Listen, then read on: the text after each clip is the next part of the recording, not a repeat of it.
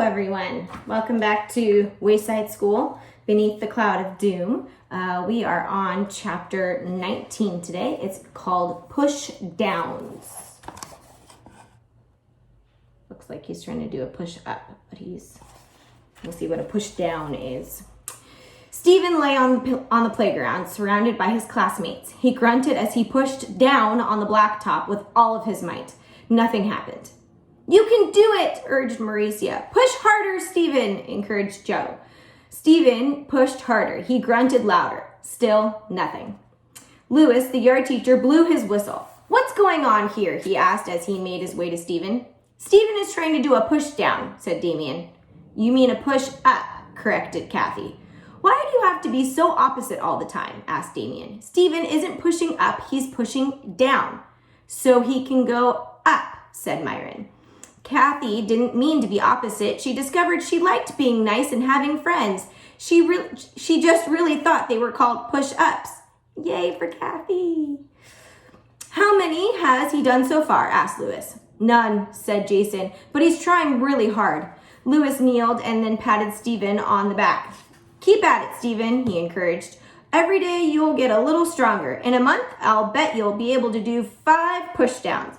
"A month?" exclaimed Dee Dee. "Stephen doesn't have a month. He has to bang the gong on Friday," explained Ron.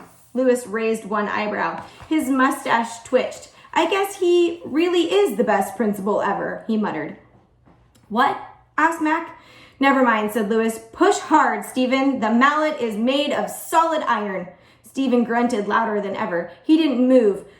"I can't do it, Lewis," he gasped. "Talk to Mr. Kidwater. Tell him to pick somebody else." "Ooh, me!" exclaimed Joy. "Mr. Kidwater is the smartest principal in the school," said Lewis. "He must have had a very good reason for choosing you." This is the right?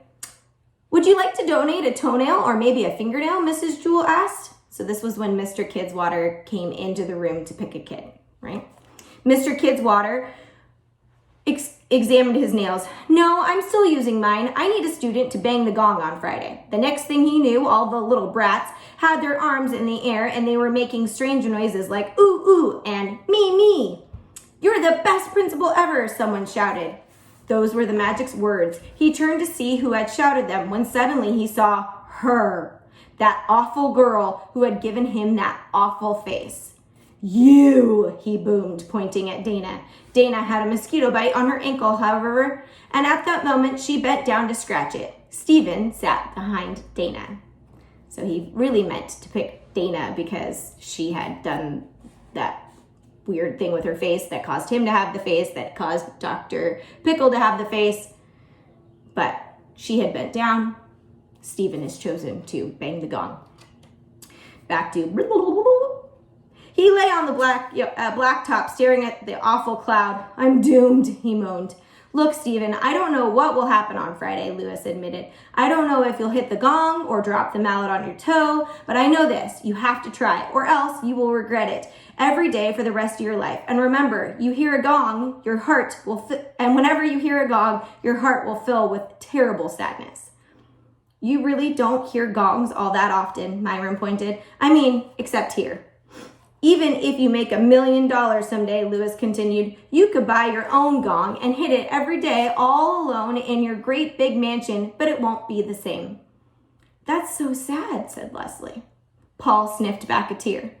"So what do you say, Stephen?" asked Lewis. "You want to give it one more try?" Stephen wished Lewis hadn't mentioned dropping the mallet on his toe. Now that was all he could think about.